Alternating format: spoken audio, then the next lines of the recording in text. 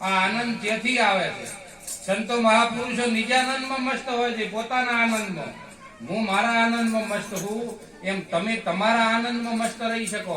પણ આપણને હજી એમ લાગે છે કે બીજાનું સુખ જુઓ ને એટલે આપણને આનંદ લાગે છે. આપણા ઘરની પત્ની હોય, તમે મોડા વહેલા ઘરે તો ઈ તમને પ્રેમથી બોલાઈ કરે. જેન તારે વેવાઈ ઘરે આવ્યો હોય ને જેવો હતો મોઢો રાખીને આવકાર આલી કે એવો ધણીને આવકાર આલી કે કેમ એમ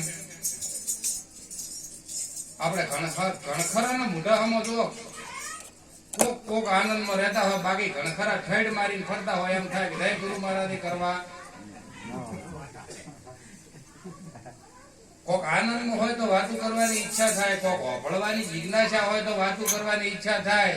નકે તો ગાયા બધાયા લોક રીધાયા પણ કોઈ સમજણમાં આવ્યું. એટલે મને તમને પરમાત્માએ મનુષ્યનો અવતાર આલ્યો છે. શેનો અવતાર આલ્યો છે? મોઘો મળ્યો મનુષ્ય દેહ તને ફરી ફરી નહીં મળે વારંવાર, માટે ભાઈ તું ભજી લે ને કીર્તા. હવે આપણને બધાને આ અવસરીઓ મળ્યો છે. સંતોએ કીધું કે આ અવસરીઓ વારે વારે આવતો આવ્યો છે, એની કોઈ કિંમત. આપણ ભગવાન વાલો નથી, આપણ ભેંસુ વાલી, આપણા છોકરા વાલા, આપણા બૈરા વાલા, આપણું કુટુંબ વાલું, આપણા રૂપિયા વાલા, આપણી આબરૂ વાલી. પણ પરમાત્મા વાલો છે. વાલો પણ કેટલી ઘડી હોદના 2 અગરબત્તીઓ લઈને થોડા ઘણું માજીને વળી હવારમાં 2 અગરબત્તીઓ લઈને માજી આવતા રહ્યા. એટલો આપણને ભગવાન વાલો છે. પછી આપણે કોઈ નહીં, ભગવાન ને કોઈ નહીં. તમે તમારા કોમમાં, ભગવાન ભગવાનના કોમમાં. પણ સંતો મહાપુરુષો પાસેથી જો કોઈ નોમ દડી જાય અને તમે એના નોમમાં થઈ દો ને તો એ તમારા કોમમાં થઈ જાય. ભાઈ તમે એના નોમમાં થઈ દો તો ઈ તમારા કોમમાં થાય એમાં કોઈ ફેર જ નહીં.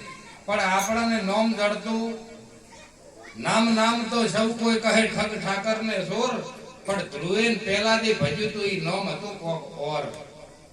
આપી સંસાર છોડીને ભક્તિમાં આયા એટલે ભગત થઈ ગયા, ગુરુમુખી થઈ ગયા. ગોમની રીત રિવાજ પ્રમાણે આપણે હમું રહેવું જ પડે. છૂટકો ને કાલને દાડા કે ભગત હતા ને બગડ્યા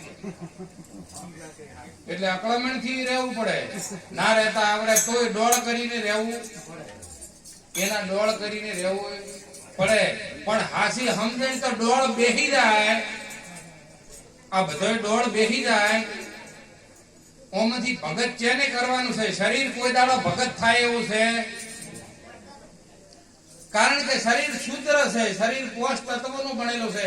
શરીર હાડ મોસ ચોમ લાળ ઓમો નરવી વિષ્ઠા ભરી છે, નરવા શેડા ભરેલા છે. આરી કોઈ દાડો પવિત્ર થાય એવું? કારણ કે શુદ્ર છે, માના પેટેથી આવ્યો છે. એ કોઈ દાડો પવિત્ર હોય?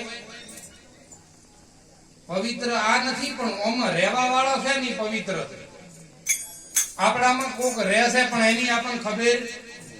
તમે હુઈ રહો ને તો ઈ જાગે છે, જાગે છે કે નહીં જાગતો? અને ઈ હુઈ જાય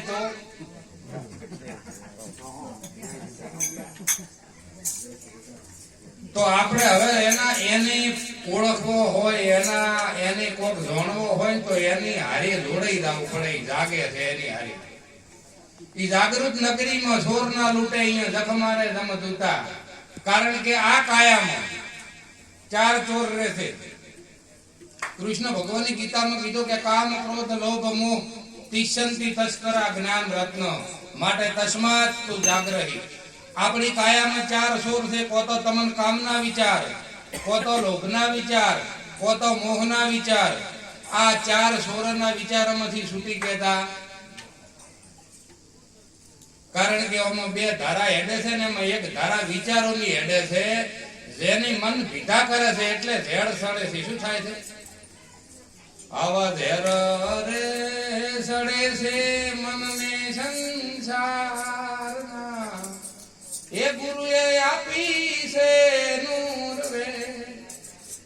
પણ હાથને નોળિયો વળતા હોય તો ઓલે ફૂંફાડો મારે તો નોળિયા દેવા પાસે નૂરવીર હોય હીરો ઊંચી કે. કારણ કે એનું નાક નાભી અડે, આપણું અડતું